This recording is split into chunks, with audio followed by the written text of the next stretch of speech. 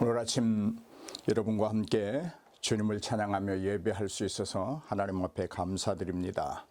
오늘 주신 말씀 잠언서 3장 7절로부터 10절까지의 말씀 우리 함께 소리내어서 합독하시도록 하겠습니다. 스스로 지혜롭게 여기지 말지어다. 여호와를 경유하며 악을 떠날지어다. 이것이 내 몸에 양약이 되어 내 골수로 윤택하게 하리라. 내 재물과 내 소산물의 처음 익은 열매로 여호와를 공경하라. 그리하면 내 창고가 가득히 차고 내 포도즙 틀에 새 포도즙이 넘치리라. 아멘. 이 말씀을 근거로 제목을 정해본다면 양약이 되고 윤택하고 가득히 차고 넘치리라, 이런 말씀으로 함께 은혜를 나누고자 합니다. 내 몸이 양약이 되는 것들, 나의 삶을 윤택하게 만들어주는 것들, 인생이라는 창고가 빈틈없이 가득하게 채워지는 것, 모든 면에 있어 부족함이 없이 넘치게 하는 것들이라면, 여러분, 우리는 밭에 숨겨진 보화를 발견하고 가지고 있는 전부를 팔아서 그 밭을 사는 농부가 되기 원할 것입니다. 양약이 된다, 윤택하게 한다, 가득히 차리라, 넘치리라, 이런 말씀은 우리가 참 좋아하는 말이다, 이렇게 말할 수 있습니다. 예수님을 믿으면서 우리의 삶 속에 이러한 일들이 자주 그리고 많이 일어나기를 기대하면서 우리는 기도하는 사람들입니다. 엄밀히 따지면 그 어떤 기도보다도 이런 내용의 기도가 더 많음도 우리는 부인할 수 없습니다. 그런데 여러분, 우리가 주목해야 될 것이 있습니다. 양약이 되고 윤택하고 가득히 차고 넘치는 것은 조건이 붙어 있습니다. 그렇게 되기까지는 어떤 것들을 먼저 하여야 한다고 말씀하고 있습니다. 그것이 무엇일까요? 첫째, 내 몸의 양약이 되기 위해서는 스스로 지혜롭게 여기지 말고 여호와를 경외하며 악을 떠나야 한다고 말씀하고 있습니다. 그럼 여기서 스스로 지혜롭게 여기지 말아야 할 것이 무엇을 말하는 것인가가 중요합니다. 정답은 죄에 대한 것입니다. 단편적으로 말한다면 스스로 의로운 사람이라고 말하지 말라는 것입니다. 자신의 의로움을 자랑하지 말라는 것입니다.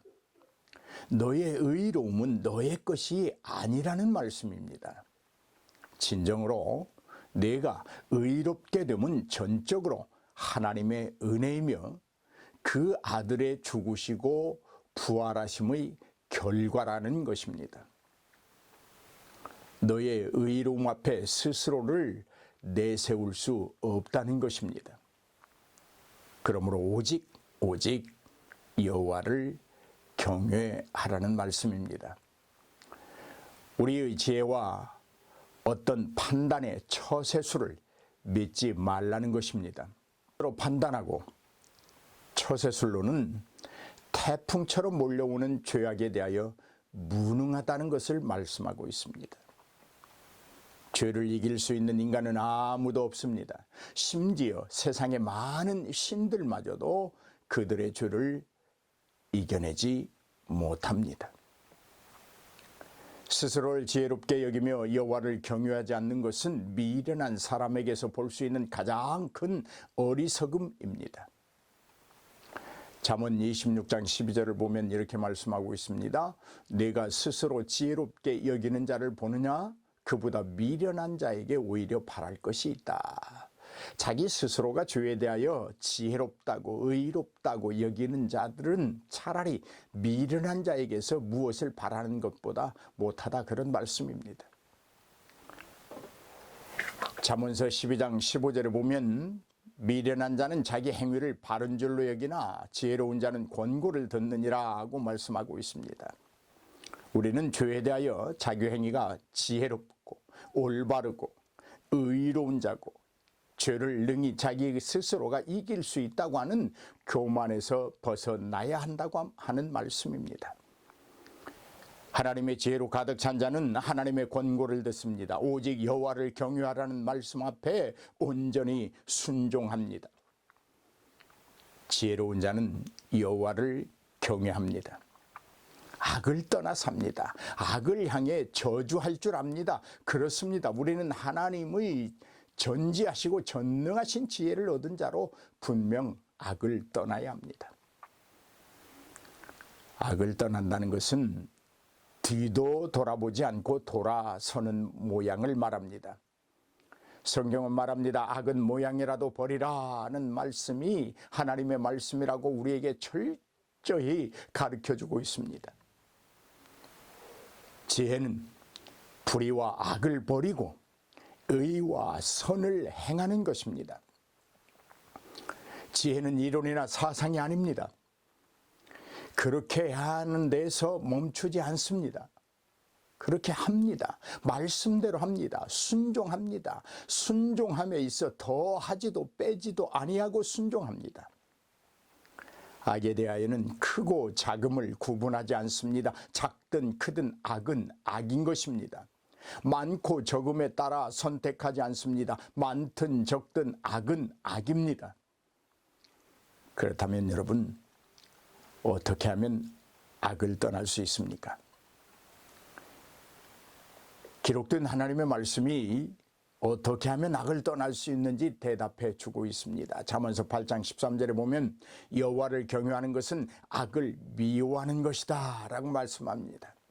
두 가지를 한꺼번에 할 수 있는 방법이 있습니다. 여호와를 경외하는 것입니다. 그럼 악을 미워하게 됩니다.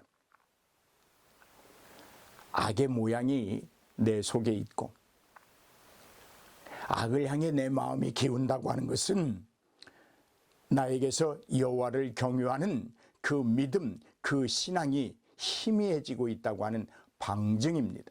잠언서 16장 6절에 보면 여호와를 경외함으로 인하여 악에서 떠나게 되느니라 라고 말씀하고 있습니다. 다른 방법이 없습니다. 여호와를 경외함으로 악에서 떠날 수 있습니다. 여호와를 경외함으로 죄를 이길 수 있습니다. 여호와를 경외함으로 죄악을 벗어버리고 하나님이 요구하시는 의에 이룰 수 있다는 말입니다. 악은 하나님이 정하신 저주의 대상이기 때문에 하나님만을 경외하고 그의 말씀에 순종하는 길밖에는 그 어떤 길도 없음에 여러분 주목하시기 바랍니다. 여호와를 경외하며 악을 떠나면 이것은 우리의 몸에 양약이 됩니다. 건강입니다. 치료입니다. 그러므로 우리의 골수를 윤택하게 만드는 것입니다. 우선순위를 바꾸지 마십시오. 하나님은 질서의 하나님으로 순차를 정하여 두셨습니다. 받기를 원한다면 먼저 드려야 합니다. 사랑받기 원한다면 먼저 사랑할 수 있어야 합니다. 우리 몸에 양약이 되고 우리의 골수를 윤택하게 하기 위해서는 여호와를 경외하고 악을 떠나야 하는 것이 먼저입니다. 많은 재물이 필요치 않습니다. 지금 당장 여러분의 결단과 용기가 필요할 뿐입니다. 사람이 하나님을 두려워하며 섬기고 그의 계명을 따라 의와 선을 행하면 건강을 누립니다. 그들은 뼛속까지 윤택하게 됩니다. 출애굽기 15장 26절에 보면 가라사대 너희가 너희 하나님 나 여호와의 말을 청종하고 나의 보기에 의를 행하며 내 계명에 귀를 기울이며 내 모든 규례를 지키면 내가 애굽 사람에게 내린 모든 질병의 하나도 너희에게 내리지 아니하리니 나는 너희를 치료하는 여호와임이니라 라고 말씀하고 있습니다. 여러분은 여러분의 건강을 어디서 찾고 계십니까? 영양식에서 찾고 계시나요? 아니면 여러 가지 운동에서 찾고 계시나요? 혹시 건강을 위해서 한의원을 찾아 보약을 즐겨 드시나요? 사랑하는 여러분, 사람의 건강은 단지 영양식을 하고 보약을 먹고 충분히 잠을 자고 규칙적인 운동만 유지한다고 되는 것이 아닙니다. 물론 그러한 것들을 하지 말라는 말씀은 아닙니다. 많이 해야 됩니다. 운동 많이 해야 되죠. 그러나 인생은 아무리 노력하고 대비해도 원치 않는 질병을 앓기도 합니다. 여러분과 저 중에 누가 코로나를 원하였던 분 계십니까? 그렇습니다. 원치 않는 질병과 사고가 생길 수 있습니다. 특별히 사람이 하나님을 무시하고 죄를 지으면 건강을 잃을 수도 있습니다. 아주 특별한 건강 비결을 여러분 알려드리겠습니다. 귀 기울여서 잘 들어보시기 바랍니다. 성경적 건강 비결은 하나님을 경외하고 악을 떠나는 것입니다. 뭐라고요? 성경적 건강 비결은 하나님을 경외하고 악을 떠나는 것이란 말씀입니다. 여러분이 하나님을 경외하고 악을 떠남으로 여러분의 인생이 전반에 걸쳐 건강하기를 주의 이름으로 축복합니다. 할렐루야. 둘째로 창고가 가득 차고 포도즙 틀에 포도즙이 넘치려면 어떻게 해야 될까요? 내 재물과 내 소산의 처음 익은 열매로 여호와를 공경하라. 이 말씀을 기억하십시오. 여러분의 창고가 가득 찰 것입니다. 여러분의 포도즙 틀에 새 포도즙이 넘칠 것입니다. 어떻게 하면요? 여러분의 재물과 여러분의 소산물의 처음 익은 열매로 여호와를 공경하면 말입니다. 혹시 여러분 중에 인생의 창고가 텅텅 비기를 원하시는 분 있으실까요? 그래도 된다고 생각하십니까? 아무도 없을 것입니다. 만에 하나라도 그런 분이 계신다면 좀 이해하기 힘든 분 아닐까요? 우리는 하나님을 섬길 때 우리의 몸과 마음뿐 아니라 우리의 재물, 즉 우리의 돈과 재산으로 하나님을 섬겨야 합니다.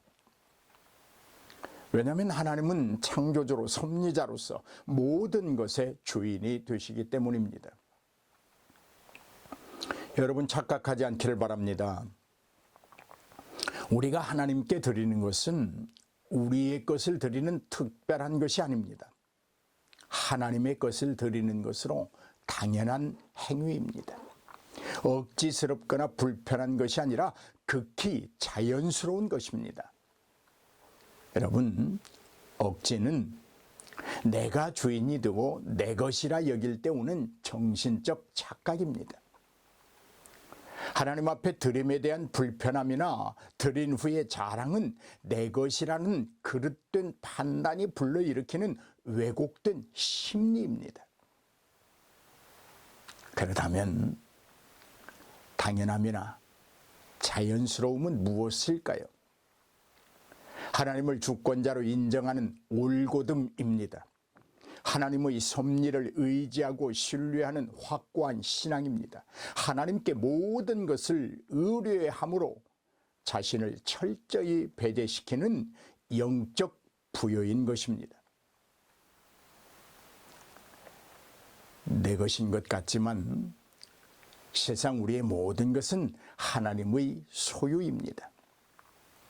나의 수고와 노력으로 얻은 것 같지만 실상 하나님의 기르심과 자라게 하심과 추수하심의 열매들일 뿐입니다. 우리는 하나님이 주신 모든 좋은 것들을 누리며 살고 있을 뿐입니다. 내 것이 어디 있습니까?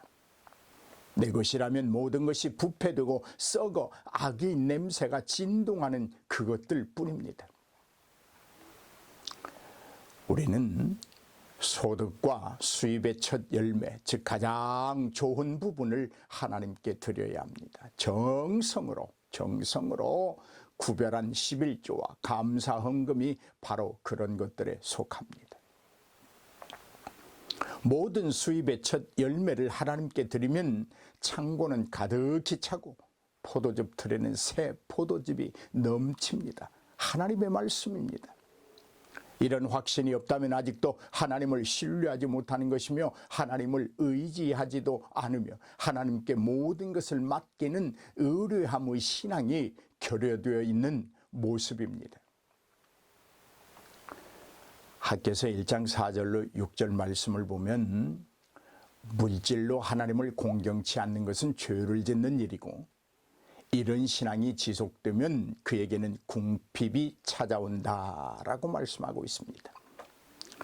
하나님께서는 선지자 학개를 통해서 이스라엘 백성이 성전 건축에 무관심하고 자기들의 화로운 집에 거주하는 것을 정죄하시고 있고 그들에게 경제적 어려움을 주셨다고 말씀하고 있습니다. 어디 그뿐입니까? 말라기서 3장 8절로 9절 말씀에 보면 하나님은 선지자 말라기를 통해 11조와 헌물들이 하나님의 것이며 이스라엘 온 나라가 하나님의 것을 도적질을 하였으므로 그들에게 저주가 임하였다고 말씀하고 있습니다. 그러나 우리가 물질로 하나님을 섬길 때, 즉 전도와 구제를 위해 헌금할 때 하나님께서는 우리에게 물질적 유연함을 주시고 양식의 풍족함을 주시고 여러분의 은행 잔고의 넉넉함을 주시는 하나님이심을 믿습니다. 열왕기상 17장 12절로 16절 말씀을 보면 하나님의 종 엘리야에게 먹을 것을 드린 사르밧 과부는 기근 동안에도 양식이 떨어지지 않았습니다. 할렐루야. 양약이 되고 윤택하게 되고 창고가 가득 차고 새 포도즙이 넘쳤습니다. 오늘 사랑하는 여러분, 양약이 되고 윤택하게 되고 창고가 가득 차고 새 포도즙이 날마다 넘치는 삶이 여러분에게 전생에 충만하기를 주의 이름으로 축복합니다. 그런데 여러분, 한 가지 유의하십시오. 이렇게 축복된 삶을 위해서 전제두고 먼저 해야 될 일이 있음을 기억하십시오. 그것은 여호와를 경외함으로 악을 떠나는 것입니다. 우리에게 양약이 되고 윤택하게 되고 창고가 가득 차고 새 포도즙이 넘치는 길은 나의 가진 것들을 통하여 하나님께 온전히 드리고 여호와를 경외하는 삶의 열매임을 기억하십시오. 오늘 저와 여러분에게 짧게는 일주일 동안 또한 우리 인생 전반에 걸쳐서 여호와를 경외함으로 악에서 떠나는 삶, 내게 있는 모든 것을 여호와께 드림으로 여호와를 경외하는 삶, 이 삶을 통하여 여러분의 몸이 건강하고 새로워지고 여러분의 골수가 윤택해지고 여러분의 인생의 창고가 차고 넘치고 날마다 무엇을 하든지 어디에 있든지 새 포도즙이 넘쳐나기를 주님의 이름으로 축복합니다. 할렐루야.